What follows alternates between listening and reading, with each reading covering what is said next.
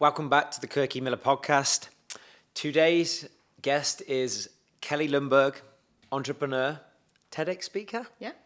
TEDx speaker. Under my hat as well. Yeah, and many strings to a bow when it comes to business. So first of all, welcome Kelly. Thank you so much. What a nice setup we've got here. What a beautiful backdrop. Yeah, a little bit different to your studio. It is. It feels very real. I feel like I'm a little bit like on those daytime shows this morning. You know where they have that nice background behind them. I've never had that said, but thank you. Yeah, no, it's really lovely. But I was fortunate enough to go on your podcast, wasn't I?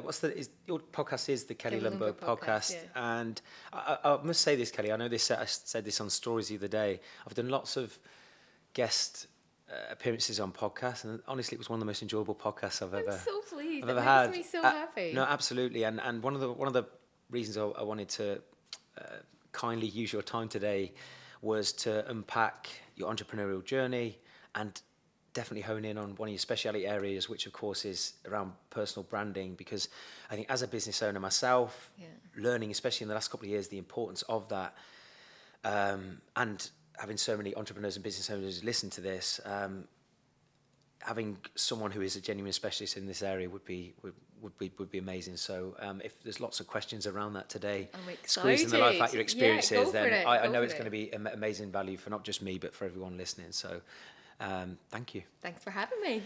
But just to kick off, Kelly, tell people a little bit about where you are now, where you're from, basically your personal journey, and who's Kelly Lundberg? Yeah, so originally from Scotland, for those that maybe haven't picked up on that. Whereabouts in Scotland? Edinburgh. Okay. Have you been? No, I haven't. I know. Really want to go. I've been to Glasgow, but Edinburgh. Was it you that explained the difference between Glasgow and Edinburgh?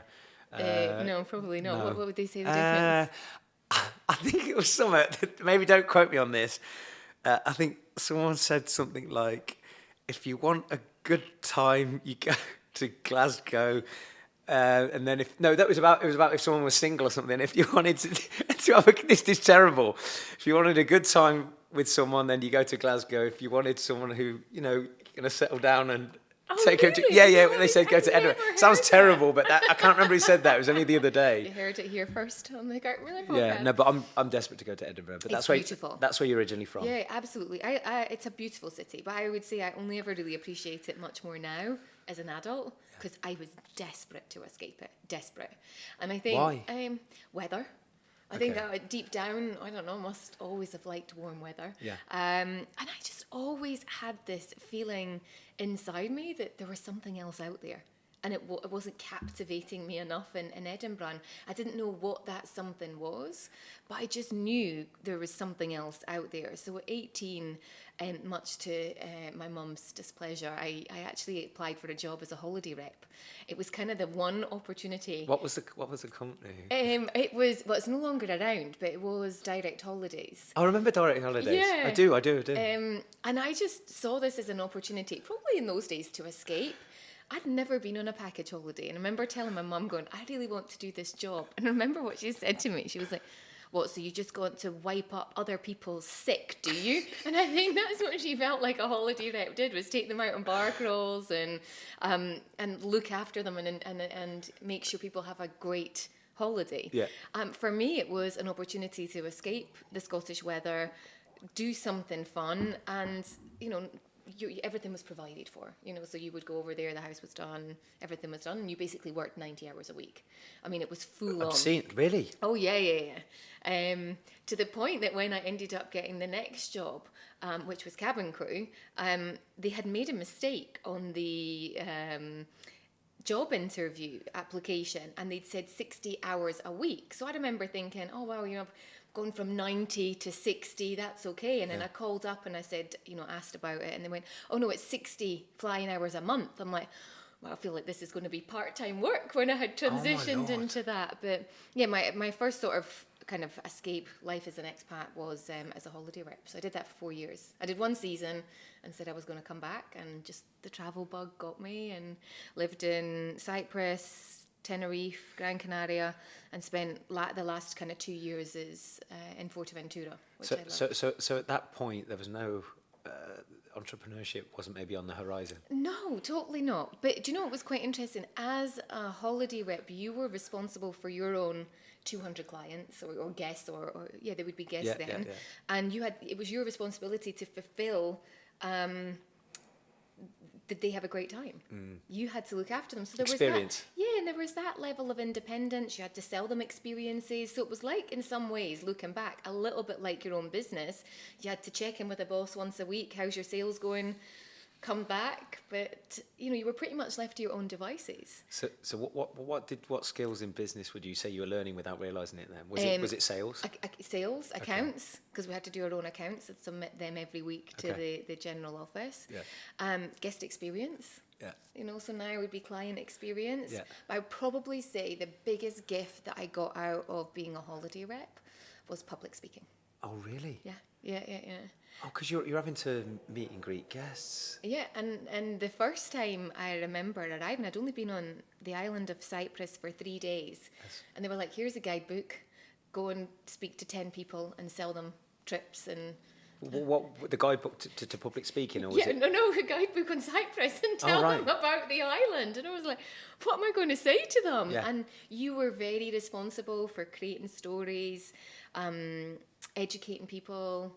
And I would say that probably was the biggest gift that I ever got, because I was never a public speaker, but it was something that you had to be confident in to sell. Yeah. And that in business is one of the key pillars, I believe, in personal branding that's going to make you stand out, is the ability to communicate, tell stories, and be able to, educate all the things you do in social media content, but in all the things you do when you stand up and sell, serve, help people. Yeah. That communication, I'd say, would be the best thing from then. Yeah. And how long did you do that for then, Kelly? 4 years. 4 years. Yeah. And all my friends then sorry to interrupt there. With the holiday rep, because obviously I've got my memories from my boys' holidays. I didn't do 18 to 30. They didn't let me do that. Okay, yeah. I was so too young for that. Yeah, maybe it's a little bit different to the holidays I went on. So you did that for 4 years. Yeah. And then when did you realise that wasn't for you? All my friends were graduating from university. Okay. And then I was like, kind of just spent the last 4 years being a holiday rep. Yeah. Now's the time. I'm going to go home and get a proper job. Did you go back to Edinburgh then? Yeah. And lasted 6 weeks. And the weather was still the same. Yeah. Rubbish. The opportunities, again, that feeling of going, this is not for me. Yeah. And interestingly, it was in the job centre. I was looking for a job in Edinburgh, and I was like, I'm not sure if this is cut out for me. And they'd all gone a bit more electronic, and I just clicked on this worldwide, what job opportunities were worldwide, and a job advert for Emirates came up, and it was based in Dubai, the United Arab Emirates. So how many years ago was this? 21 years ago. 20, and Dubai was a lot different then? Very different. I had no idea where it was. I remember going home and saying to my mum, I've seen this job advert. It's for cabin crew in Dubai. Yeah. Where is that?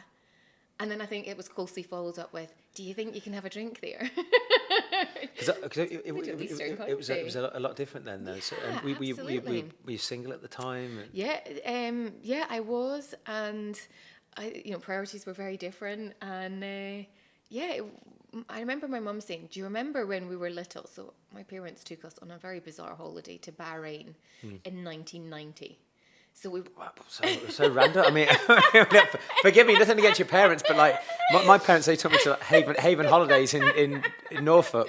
You got your parents wanting to take you to Bahrain. Yeah. Why? Okay, so my dad was a police officer. Okay. And he had helped someone in his career with some challenges, and her father was very appreciative, and the father happened to be someone very senior in police in Bahrain. And I'd always said to my dad, I'm very grateful for everything you've done. If you would ever like to visit our country, we'll look after you, and you're more than welcome to come anytime. And my mum, who was always a big believer in us doing something different. I think she's always been at the sort of the foundations of going, try it. We never went to the same holiday destination. She was always like, I want you to explore different things. They thought it would be a brilliant idea. So we went to Bahrain for a 2-week holiday in 1990, in the midst of 1992, might be 91, in the midst of the Gulf War. Did you enjoy it? What an experience. Really? I mean, yeah, do you know what it was? The family couldn't have been kinder. and generous and just seeing somewhere different. And that actually gave me a reference point when I'd said to Mum, where is Dubai? She'd said, well, do you remember we went to Bahrain? It's not far from there. And you spoke to the girl that was cabin crew. And I remember having that conversation. And she said, I remember her clearly saying this because I wrote it in my first book. Dubai is a city that's up and coming. If you go now, you'll be part of the journey. Even back then, that was true. So when I applied for the job was 2002. Yeah. And she'd said, it's going to become the next big city. You should go. And I said to her, I don't think I want to be cabin crew forever. She went, it's only going to be a stepping stone. And I had no idea. Who said that? My mum. Wow. Yeah. So do you think your journey into entrepreneurship and being brave and taking risks and stuff has come from a large part from your mum? Yeah, I would say she's always instilled the go out and do it for sure. And you don't know until you try. But I think there's that, but then you've actually got to follow through with it. Yeah, and then you're in Dubai by yourself 21 years ago. Yeah, and absolutely. I remember, Kelly, I don't know if you said this before, I was on your podcast last time. I remember first coming to Dubai about 8 years ago. Yeah. It was with a previous partner, and it was a lot different. Yeah. It was during Ramadan.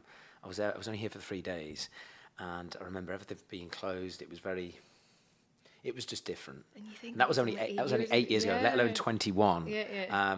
And I remember Gabby trying to get me to Dubai for a long weekend. This was maybe 4 years ago, and I'm like, oh no, I'm good. I'm not good for that. So to do it 21 years ago, I mean, you're coming across by yourself. I mean, how was that culture change, and like, how did life look like over those next few years? I think that,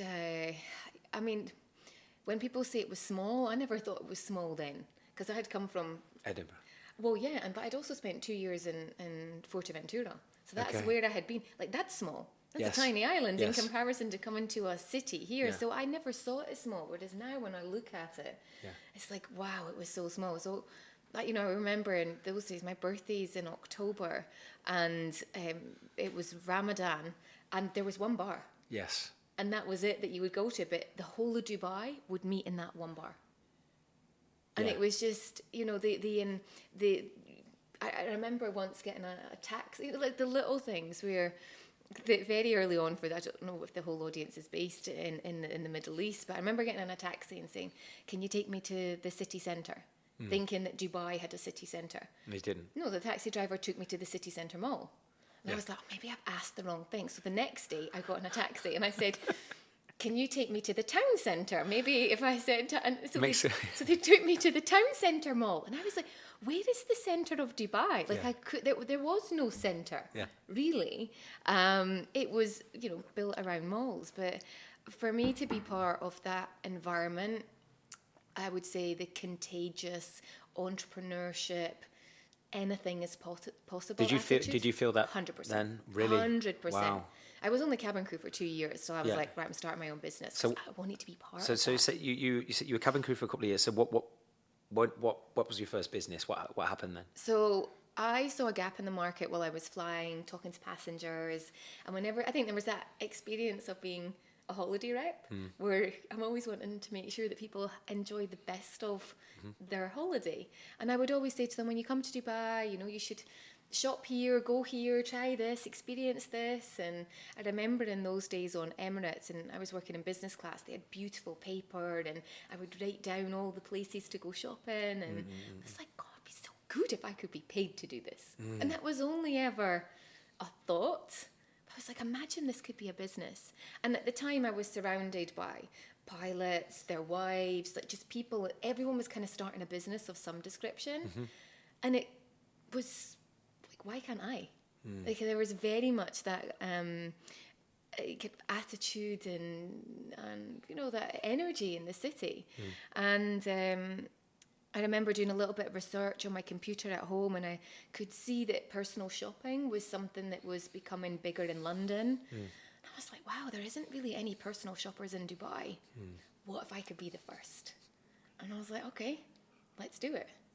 And I remember at the time I took a loan from the bank. It was always a bit complicated with you needing a trade license, and I learned as I went on because I had zero business experience.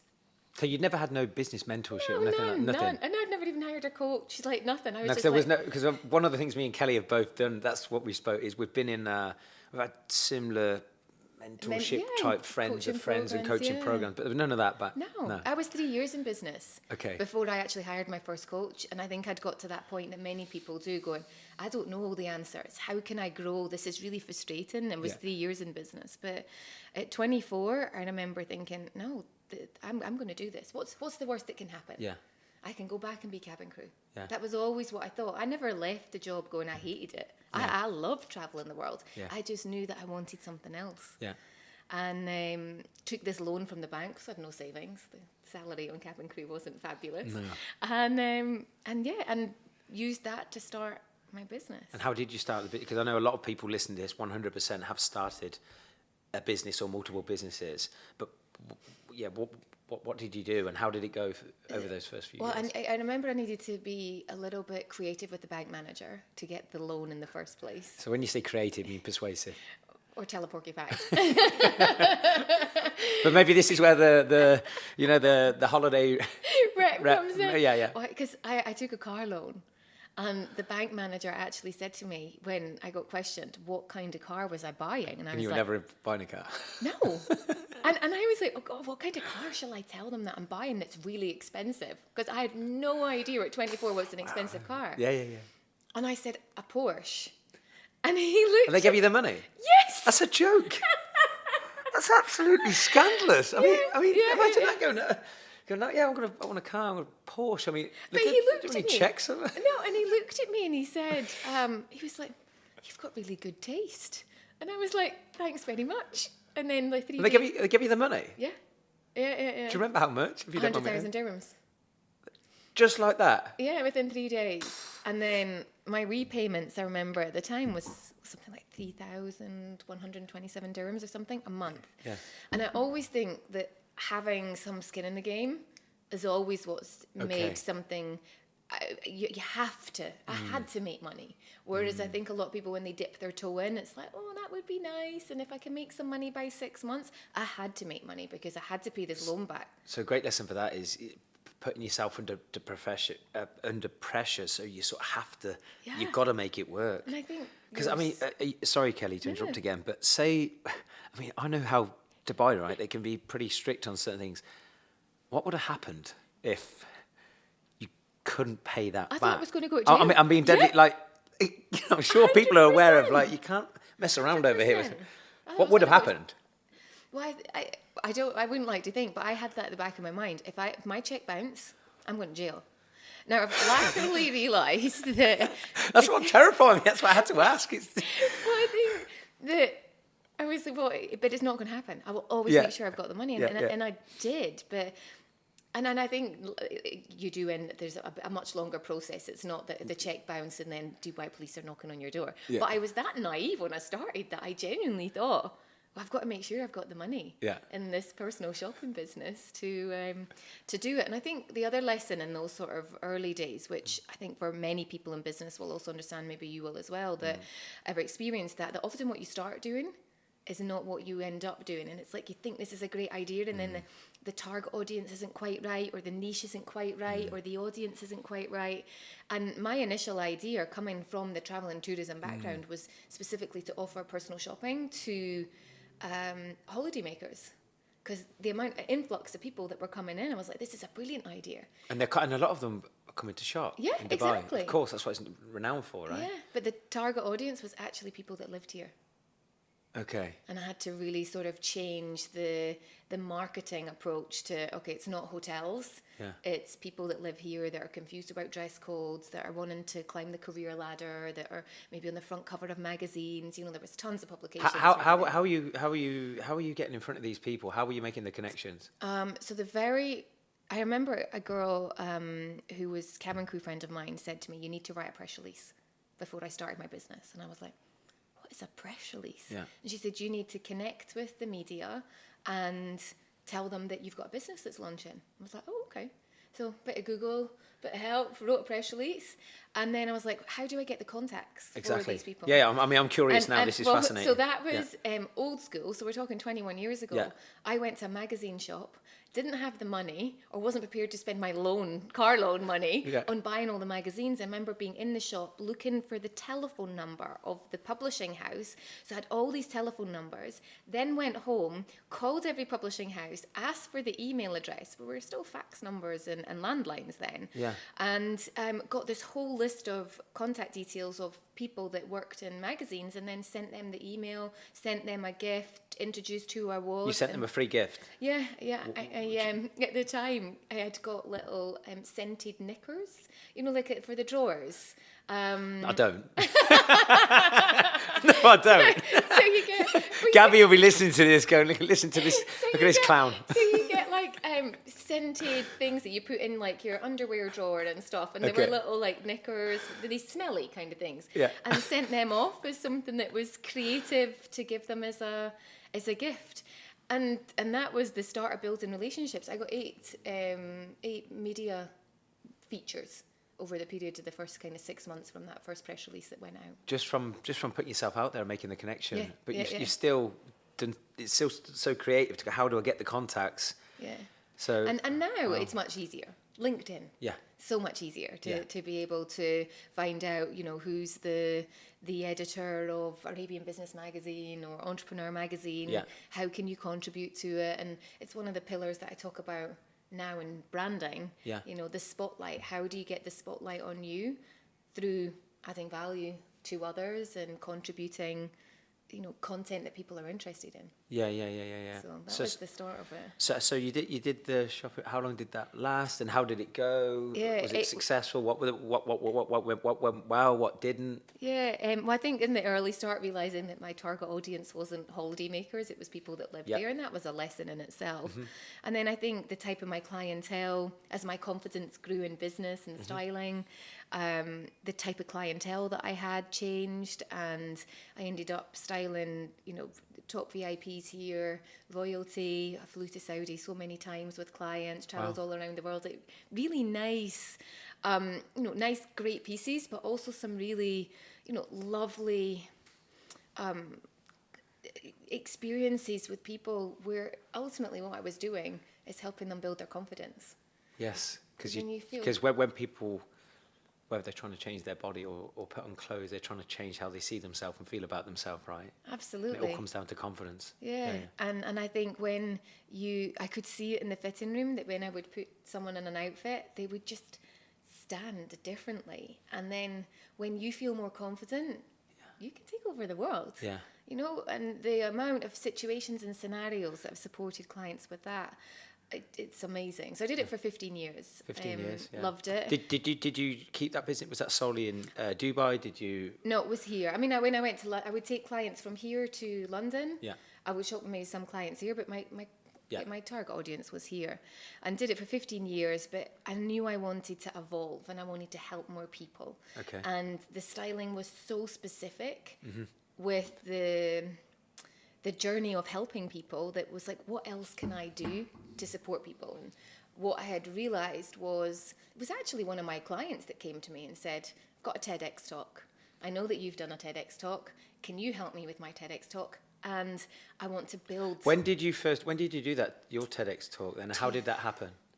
That was through a friend of a friend, that someone who knew that I spoke. And I think that's the big thing, that a lot of people...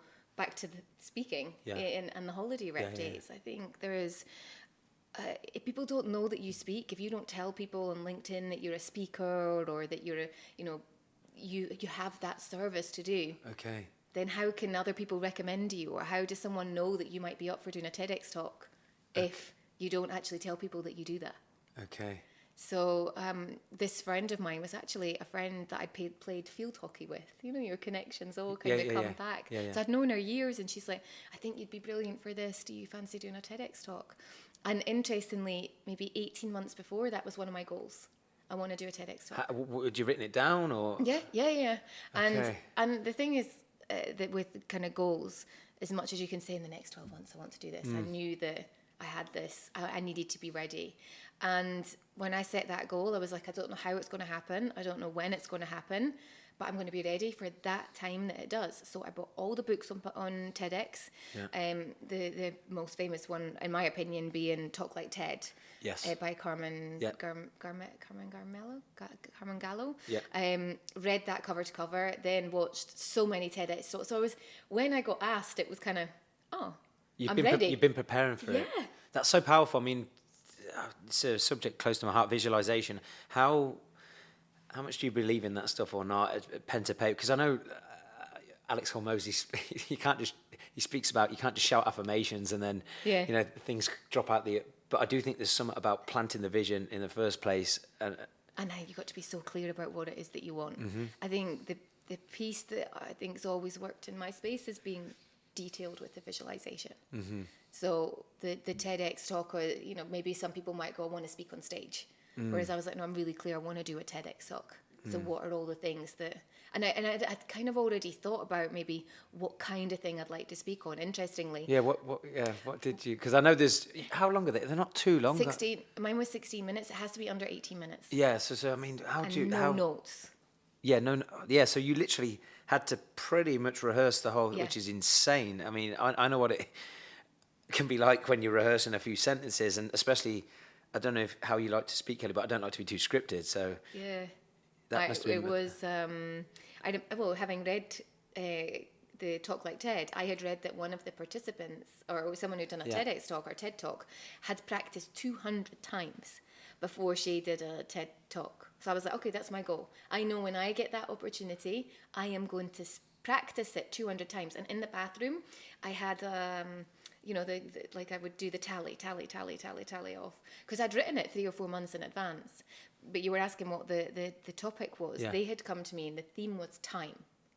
Okay. And she'd said to me, I'm thinking that you could maybe talk about time of fashion and all, like, how it's evolved over the years. And I was like, no, that to me, I was moving out of just being in the fashion space, and time for me had come from, I'd read an amazing book called Life in Half a Second. Okay.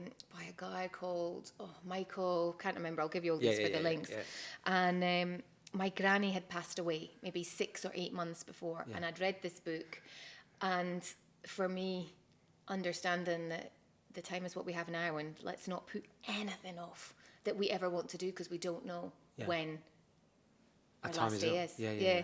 And I was like, that's what I'm going to do my talk on. Time, the currency. The currency of life is time. Yeah.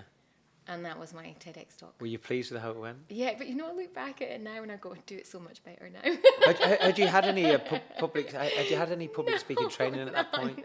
Did you do the Andy's? Yes, laterally. Okay. Yeah, in the last few years, but hadn't done any then. Yeah. And just kind of spoke from my heart and told the story and practiced it 200 times. Did you remember every single word? Pretty much, yeah. Pretty much. God, I mean, that is insane. Yeah. You know, I coach an actor, I won't say his name, and I'm like you, I love talking, and I'm always learning, okay, how can you evolve and get better and all this type of stuff. I remember asking this actor, I'm like, how hard is it to learn all the lines? Now, with a movie, it's very stop-start, so you don't have to remember 18 minutes straight. I mean, how difficult was that? And I remember researching how do actors remember their lines. Like, that's where I went. And I think now that's where I would be. It's okay if I deviated, because no one else did. But it was the first presentation I'd ever done without notes. So for me, it was the big test, and it made me a better speaker, because now I never have notes. Like, I write stuff out, but I would never stand on a presentation holding notes, or I might have one card with a few points that I want to say, but that evolved me as a speaker. Do you remember everything word for word, or was it just points in your head? No, word for word. I kind of knew if I said that one, I went into this, and if I went there, insane. I went there. And I remember the first kind of, I don't know, maybe 1-2 minutes, I was nervous because I was thinking too much about what the next line was, and then I got in my flow, and I was like, okay, I've got this. What would happen? I know, sorry to talk heavily about TED Talk. We'll talk about other stuff in a second, but what would happen if you got it wrong? Well, no one knows. No one knows. No, but say for example, if you rehearse word for word, and then 3 minutes in, you just completely lost your track. I have no idea. But I think that's the whole thing about public speaking is Okay. no one knows what you're going to So say. you could, worst case, you could style it out and pivot off. And... Yeah, it's just you got to keep an eye on the timer. It's on YouTube. Yeah. No, I will. I'll be taking notes on what you did. So, so you come to the end of the personal shopping. Then what next? So I knew I wanted to kind of exit that. I'd got all this experience in my opinion, of personal development, brand building, just business growth. There was so much more I could help clients with. And it was actually a client that came to me about, can you help me with a TEDx talk? Can you help me build my website? Can you help me just build what you've done with your brand? And I was like, my brand? You mean like my styling business? And she was like, no, you, Kelly. And I kind of look back now realizing, okay, so that was probably 7 years ago. That's, okay, what have I been doing that's been building my personal brand? And that's when I really took a hard look at going, right, okay, they say, I think it's a Steve Jobs quote, that you can, and until you look backwards, you can't join the dots until you look backwards. And then you're like, okay, that makes sense. Okay, I did that. That's how all those jobs came. Okay, and I did that, and I did that, and I did that. And it was all... What did you notice? Well, it was personal brand had built my business, not my business. My personal brand had. Yeah. So when I think about the amazing opportunities that I had got from a magazine, from a 4-page magazine cover, Harvey Nichols spotted me. They then asked me to come in and do speaking events. So then I'd done speaking events. So the visibility's going up, the credibility with the brands that you're working with. Louis Vuitton contact me, Chanel contact me to do events for their team or for their clients. The more speaking opportunities, the more people think that you're an expert. Yes. And realizing then when I sold my styling business, I still had a business. That business was me. So the styling business went, and for 2 years, 3 years, I was like, what does the next iteration of Kelly's business and brand look like? But I kept it all under Kelly Lundberg until I launched Brand New Creators, which was our personal branding agency. And we're always really clear that we work with the people behind the business. We don't do business brands. We work with people. I've got to slow you down. Say that again, sorry. So we work with the people Yeah. behind the business. Okay, so we work with people, not businesses. Because people come to us and go, can you do our business brand for us? And I'll say, no. Okay. I'll do your CEO's brand, or I'll help your employees. So it's always the people behind the business, because that's what's going to sell. Where do people go wrong with that then? Well, they think it's just about a logo, or they think it's just about their business. But in actual fact, it's not Brand New Creators that gets invited on to a podcast. It's, Kelly, will you come on and tell your story? Okay. It's not, Brand New Creators or my book, DC the Lemon, that gets invited onto a TV show. It's, Kelly, why did you write that? It's not people resonating with my business page. It's people connecting with Kelly page because they'll like something that was funny at the weekend, and then they'll equally go, oh, that's a good tip that I can apply for my business about personal branding. It's the personal piece that people connect to. And that's the, I think, mistake that some people get wrong when they start a business, is it's got to be my business brand, always my business. Or they go, I don't want my business to be about me. But in actual fact, when you're starting out, how do you differ from anyone else? The only way you can differ from anyone else is because of you and the way that you do things. So it's the people. And I absolutely love it, because it's nearly like taking every single thing that I've learned over the past 20 years and is now in one sort of program or one formula that I can help people with. And not only, I've got a team that can do that, because I am not techie. So I don't do any of the websites and stuff. I can tell you where you need to improve your website on, but my team will do it for you. And tell you where your branding's going wrong, but they'll design it for you. I won't do any of that. But I love it. I absolutely love it, because the power, and ultimately when you ask people, what do they want to do? The bottom line is they want to help people. Whether they want to help them so they feel more confident with better teeth, or they want to feel better about their body, or they want to grow their business, whatever it is, it's to help them so they can lead a better life. But the more that they build their personal brand, that people find out about them so that they can do that, has a knock-on effect to everyone else. And it's that ripple effect that I absolutely love. Yeah. What for someone, say for example, who is new to personal branding or looking to explore the next level of personal branding, what for you does personal brand mean? What's the meaning behind? Because it is a word that has been definitely more prevalent, I feel, in the last couple of years, especially when you've got the likes of Alex Hormozy, who Yeah. ironically is building his personal brand Yeah. alongside acquisition.com, I think it is, isn't it? But it's right, yeah, personal branding and marketing, all these different words around business. But what does personal branding mean to you? Okay, so personal branding for me is the amalgamation of your on and offline persona. So in person, how you are with people, online, how you are with people and engage, and the perception that they have of you. Okay, and ultimately for me, it's how you make people feel when they come into contact with something you say or do. So whether that's in person, how do you make people feel? Or how do you make people feel if the first time they see you is online? Is your content engaging or are you invisible? So how do you make people feel when they come into contact with something they say or do in person or online?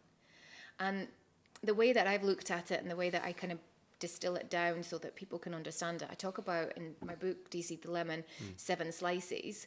So 7 key steps in order to build your personal brand. You don't need to be doing them all right now, but if you can think about those 7 key pieces, where you start with your strategy. Is that the number one? Is that the number one step? Where are you now? Okay, so how visible are you online? I get Yeah. my clients to do a bit of an audit. Yeah.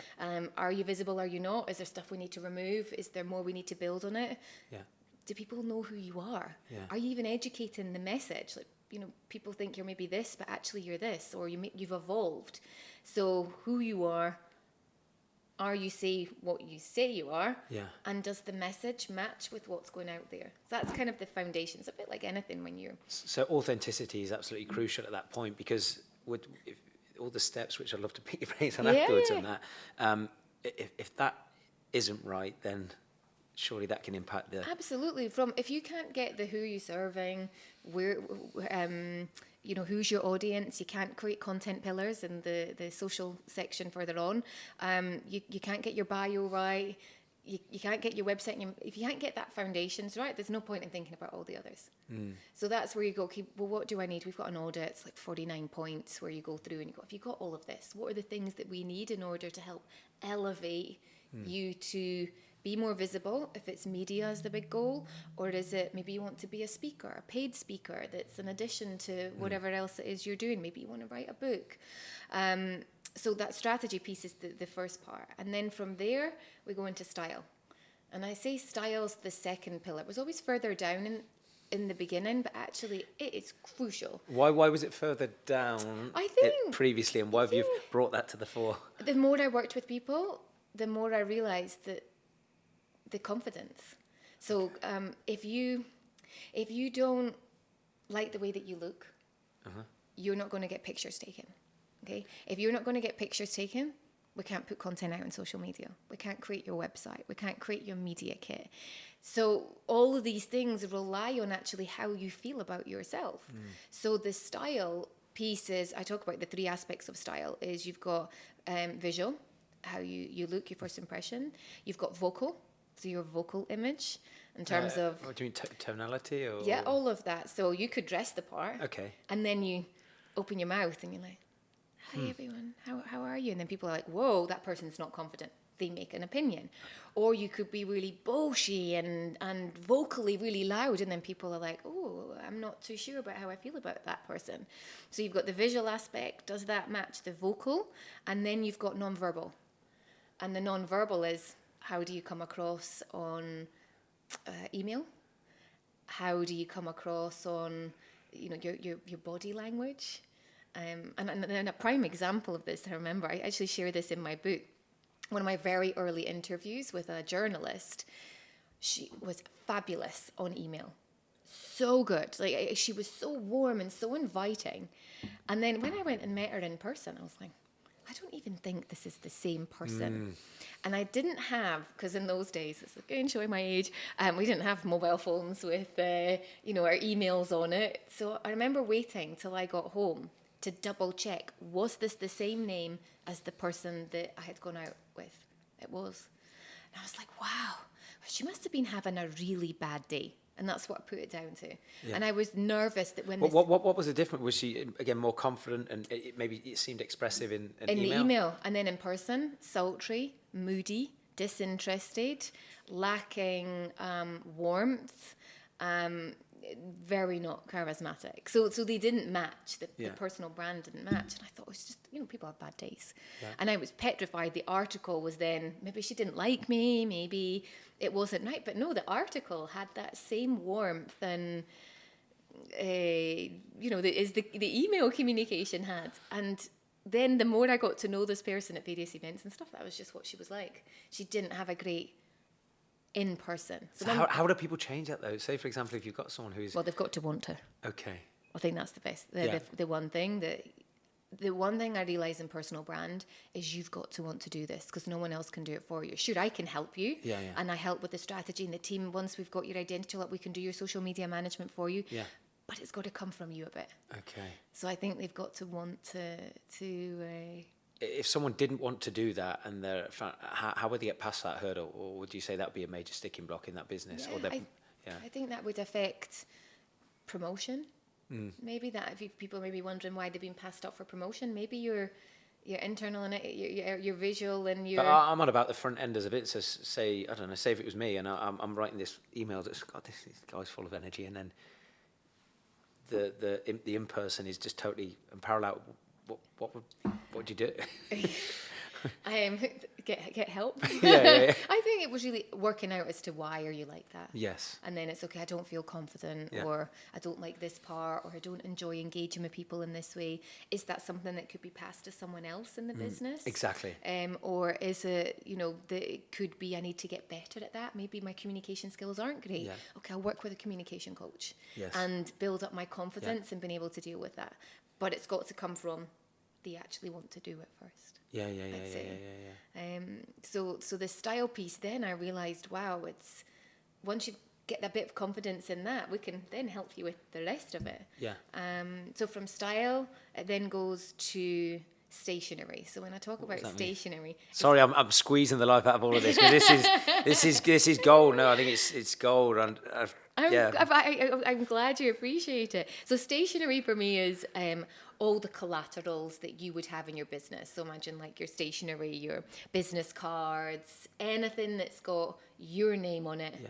I would class as stationery. Okay. And there's a theme, SSS, they're all 7 S's to remember. Yeah. So the stationery piece would be your website. Yeah. Anything that you hand to people, does that reflect, your brand? Yeah. And I think this is especially important, depends on industry that you're working in. So if you're in the luxury industry, your personal brand has also got to look luxury, and the touch points have got to be there as well. But I also think if you're wanting to charge big bucks, I would expect your brand to look like that and give me the perception and not contradict that. Yeah. Absolutely. So a nice looking website, whether it's a business card or not, but just great quality photography. Just when people see you, like, okay, that is consistent. There's a consistent theme across the board. Yeah, absolutely. Then from there, once you've got that right, so a nice logo, you can then go into your social media. A lot of people come to me and go, can you manage my personal brand social media? And I go, what's your brand identity? Who's your message? What are you going out to? Maybe social media people can do that. We won't. We'll make sure that you've got everything first so that there's consistency when it goes out. If we're putting out quotes, they need to be branded quotes on your... with your colours and your style and your vibe, so that elevates the perception of who people think that you are. So then from social media, it then goes into Spotlight, which we touched on. The Spotlight on you. So that's all the magazine features, podcasting, just where there's an opportunity for you to either someone else talk about you or share your story, but that where you can add value. And then from Spotlight is speaking. So that's the opportunity for you to speak one-to-many rather than one-to-one, to be seen as someone who's credible, to be seen as someone who's an expert. And then from speaking, once you've done all of that, how do you stand out above and beyond all of those things that you're doing? And from your experience, people who have really accelerated in their own personal brand, what do you notice they've done to stand out, as opposed to people who've struggled to stand out? Written a book, or in the process of writing a book. Really? Yeah. Okay. Launching their own podcast. Yeah. These are all things that they take time, Yeah. and they require effort. And you said to me, I know how hard it is to pull together a podcast weekly. It takes time, and that's the whole thing, that that's where then you start to stand out. And that, I think, kind of brings it back into the book. The book's called De-Seed the Lemon, and for me that is a metaphor for doing the small thing, like de-seeding the lemon, is what has the biggest impact on what you're going to do in life, in business, in relationships, and ultimately I use it as a metaphor for personal branding. So it's that little piece. I think the people that have stood out, books, podcast, and ultimately people say, oh, amazing service. And I always go, well, you should be providing that anyway. But I do believe that there needs to be that element of giving back. And what are you doing, whether you do that behind the scenes or not, but there is so much more to life than you running your business and doing everything that you're doing to actually helping other people. And whether that's shining the spotlight on a cat and dog home because you're really interested in supporting that, or for me it's children, is it fitness campaigns, what is it that's related to what you do that brings you joy, that other people can connect and relate to you, that it's not always about work. And I think that's where people stand out. Yeah. Who do you think, even if we look at the celebrity world and public figures, who do you think, it's not mastered personal branding, but just sticks out like a sore thumb? Well, I think people always lean into the massive celebrities. Like Alex Hormozi always talks about like Kylie Jenner and The Rock. And I think whilst they're all great, I think that there's a level of other business owners that have got great personal brands that are probably doing similar things, but they're just not at the ultra celebrity state. So who might I think of? Well, if you even look at, maybe even that's still quite big, but you Jay Shetty. So he's out there supporting, and there's more and more kind of in their 30s and 40s. You've got Lewis Howes in the States. You've got Jenna Kutcher. They've got, she's the Gold Digger podcast. I think you've got people like that are really building personal brands, but they've done really well in their business. But they're also not 60, 70. They're doing it now and building it. Have you noticed, though, I know you said obviously the personal branding, of course, is really important. Say if someone is a little bit quieter and they've just genuinely got a great product and they've built a great business, can it ever be a bit back to front where someone's just that good at their business at getting results that then they can go heavy with the personal branding? Or would you say that's sort of flipped a little bit? Yeah, I think that they can, and I think it's about finding the communication style, because not everyone's outgoing, and I think that's a bit of a myth with personal branding, that you need to be an outgoing person to have a personal brand. Absolutely not. Some people maybe are really good at writing, like that example of that lady. Yes. Maybe you just capitalize on that. That's your style of. Yeah. Because I tell you, That's your superpower. No, yeah. I mean, a person who comes to mind with that. I mean, I'm sure he does public speaking events too. I mean, I'd love to get him in at one of my events in future. James Clear from Atomic Habits. Yeah. I mean, I haven't really seen many clips of him talking. But his community's massive. Yeah, monstrous. I mean, but his emails are insane. Yeah. If you sign up to them, they are unbelievable. I mean, that book on habits was phenomenal, but he clearly has a gift for writing a certain way. Yeah. But you've never really seen him talk that much. And even in his book, is it him that speaks over? In the I listen to his Audible, and his voice is quite monotone, but. I think that's a great example, actually, of someone who's utilising their skill set. Yeah, playing to their superpowers. Yes, and that's writing. And he's built an incredible community. Someone else who's doing that is Matt Gray. Okay. I don't know if you follow him. No. He's building up a community. He's had your Alex Hormozi on his podcast and a few others. But he's all about building the community. Okay. And writing. And interestingly, he talks about the one thing that he does every morning in his... I call it my power hour because I have it, but he has, I can't remember what he calls his sort of first 2 hours or 3 hours of his day, is he writes. And he said, whether it's writing content for social media, whether it's writing newsletters, he said, because that is the foundation to the growth of what I'm going to do. Okay. Is writing. Okay. That's his biggest value to the business. Well, yeah, but if you think about, I mean, okay, this is unscripted, but at Yeah. some point we've still got to write, some show notes up. We've still got to Yeah. write Yeah. out kind of some reels Yeah, that of maybe course. we want to do. Yeah, We want to write out some blogs. Yes. Like I know that I've got 2 articles that are waiting for me to write and Yeah. finish. Yeah. So he was like, for me, first 2 hours of my day are writing, whatever that is for, because that's how my business is going to grow. Yeah.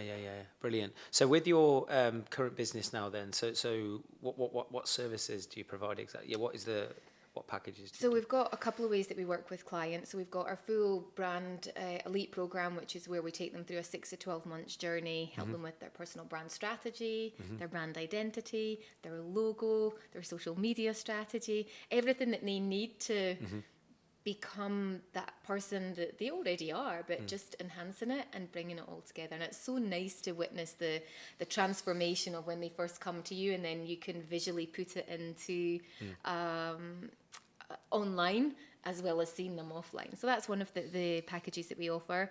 And then I've just launched a group program where we're helping people, and that's the leveraged piece of being able to help more people, because you can only, as you know, help so many people one-to-one. You've got to have something that's in a group capacity. 100%. And there are some people who go from the group to the more hands-on Absolutely. stuff. Yeah, so we've got the Brand New Accelerator, which is our group, monthly calls, videos, Brand New Playbook, which I've done a few cohorts of it already. Vamped it up. I've got loads of swipe files, like all those things that it talks about. How do you write to a journalist, or how do you introduce someone to a podcast? Those kind of things. These were great. So you help with all of that. I've put a swipe file. All of these brilliant. things are in there for people to go down. Okay, I'm just going to personalize that for me. Because even stuff like that, though, Kelly, it can be a sticking spot. I wouldn't have even known what you've just said there about when you first 21 years ago reached out to the various people that you were trying to get that PR piece, for your first business. I mean, it's even that stuff is gold. That would still be. I know you can get to people faster now, but it's still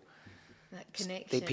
People don't naturally think. Yeah, so that's Brand New Accelerator, and then once we've helped people with that, what we then realised is we helped them create fabulous brands, and then life got in the way, and it may be a little bit like the journeys you take your clients on. They do so well, and then Correct. they fall off the bandwagon Correct. somewhere, and that's what we noticed, and that was with their social media.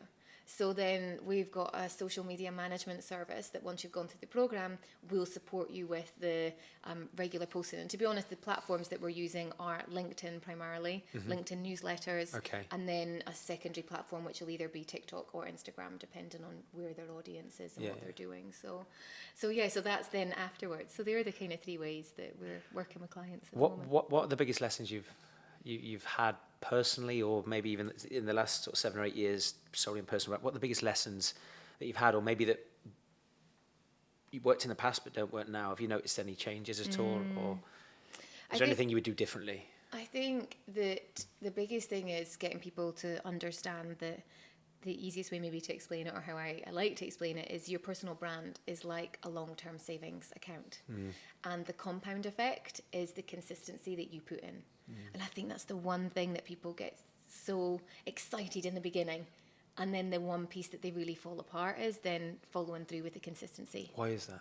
Because that's the same, and we spoke about this on your podcast. It's like, literally, Luke on earlier, one of my clients, and he went off like a greyhound for 12 weeks because he's paid the money and he's in pain. And you've got that, I'm going to change the world and change my life, change the body, whatever. Yeah.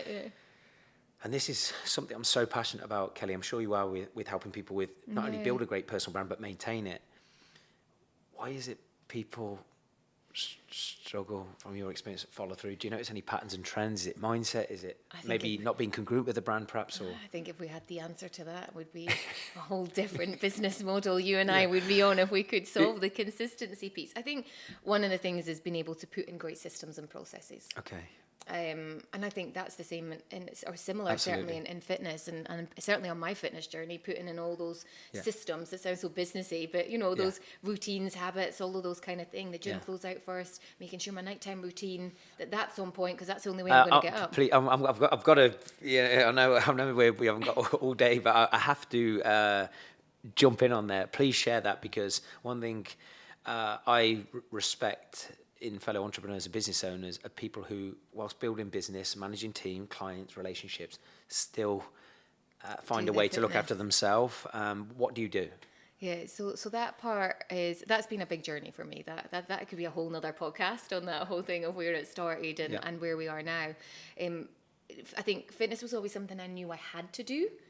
Yeah, you have to have a trainer. I have to go to the gym twice a week or 3 times a week. And over the last 3 years, it changed massively. It changed to the point that it's become my identity. It's who I am. I'm at the gym 5-6 days a week. I love it. What changed? I think I just kept going so often. I found a good buddy to go with. So I think I lift weights. So I think understanding, one, what you like doing. So I tried everything. I tried the cardio. I hate running. I tried the half marathon. I've tried so many things, but found a love for lifting weights. So I think that was the first thing. Love what you do. I think the second thing is location. I think a gym and an environment has got to be really close to you. And my gym is 25 minutes walk from me or 20 minutes walk. So part of my system is I walk to the gym. You're getting your steps in. And do my workout and do it. So the first 2 hours of my day, I've done 8,000 steps and I've done a good workout. Do you listen to anything on the way? Podcasts. Obviously. Books, yeah. But Practice your talking on the way. Yeah, absolutely. But I think that for me was, and so that part of it, then I found a gym buddy to go with. Mm-hmm. And having someone who was wanting to go to the gym with me every day held me accountable. So then I started to get, 5 times a week, love this. Even on some of the days where maybe we didn't want to go, we held each other accountable. And it was so important. It was good. And then things like, even just like getting new gym clothes and feeling good in the gym clothes that you're wearing, starting to see the results. You see the same people in the gym. And I'm very boring. I go to my bed really early. And I think that finding that, people always go, what's your morning routine? And I'm like, my morning routine starts at nighttime. I go to bed at 9 o'clock. Amazing. So that to me is the only way that I can do the gym at 5:30 in the morning because I go to bed so early. And I think back to the personal branding, systems and processes, that was a game changer for me in my business. And I think that was the systems and processes that I put into place for fitness has then just made it part of my identity. And my husband to be absolutely loves working out, so it's something that we do. I think you've got to have people around you that love doing it. Yeah. Friends. And I noticed you said as well, you said you get your training kit out the night before, which is a James Clear principle as well. But basically you're making it easier and more likely for you to follow through on that thing by creating the habit the night before. Yeah. Because a lot of people go, I need to get up early. The only way that's going to happen is if you go to bed early, right? Yeah. And then you've gone, right, another thing you've done is you create an accountability buddy, then you create an environment which is close, and you've just removed the barriers of you potentially not doing it. Yeah. And most people, when you get them to the gym,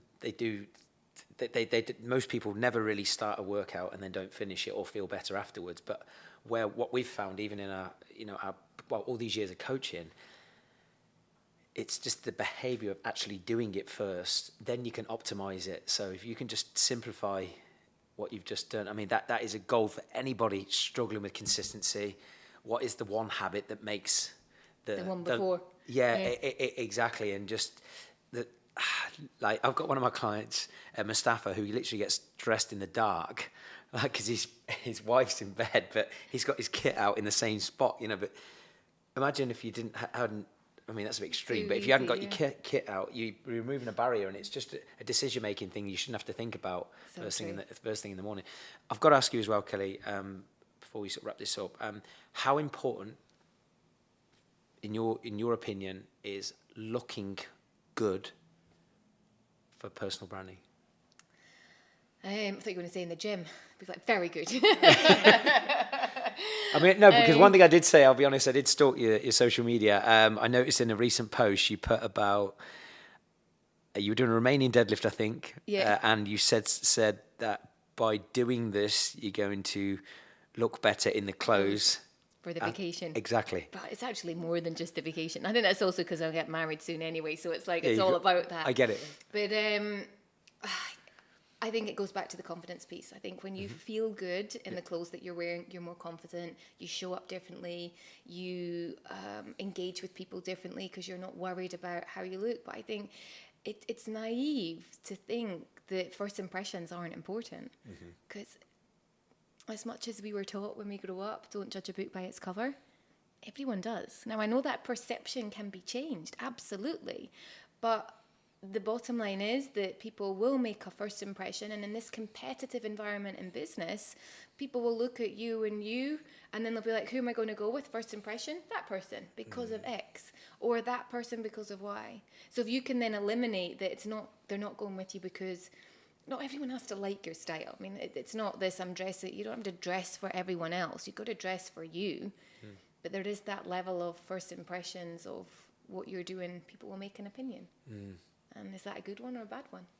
But I do, yeah, especially when competition in a lot of industries now is it's higher than ever, right? And it's like, okay, you point of difference, I get it, with how you speak and maybe the service you sell and the USP of that business model. But if you've got everyone and they've got all these little similar superpowers, and you can look and feel a certain way, and that's projected with your confidence when you're saying the same thing as the others but better because of how confident, then it's going to rub off. Yeah, and I think also as well, if you even think about your social circle, if you've got a group of friends or two groups of friends, one's maybe a bit dressier, you'll actually make more of an effort when you go out with that group of friends because they're that bit dressier. So true. And then if you've got that other group, you're like, oh, they're totally casual. I'll just wear the totally casual clothes. Yeah. So why is that? Because we want to be in an environment that we feel more like each other. That's the human nature in that space. But I think in business, wouldn't you far rather kind of stand out for the person being better dressed than the person that looks super casual and doesn't stand out? I don't know. I mean, in my opinion, I would always try and encourage clients to think along that line. So. Well, I know Gabby's going to, if Gabby listens to this, my partner. So listen, don't get me wrong. I like to think I'm reasonably presented, but I know Gabby, she's literally trying to, I think you should be doing this. I think you should be doing this. So you and her are definitely aligned. I need to up my game, I think, to another level. We can have some fun shopping. Yeah, 100%. So what's the goal moving forward, even if it's over the next few years? What Kelly Lundberg, Very what's the good mission? question, because I was thinking that the other day. I'm like, ooh, my book's now written. What's this book? What is this book called? So the book's called DC the Lemon. Elevate your personal brand one pip at a time. Yeah. And where can people find it? Amazon. Amazon Audible. Yeah, we'll put the links in there. Kindle. It's all happening. So that was a big project for last year. Finished it. Gave up every weekend nearly last year to write it. And but going back to what you said, and I think we said this before. I came on your podcast.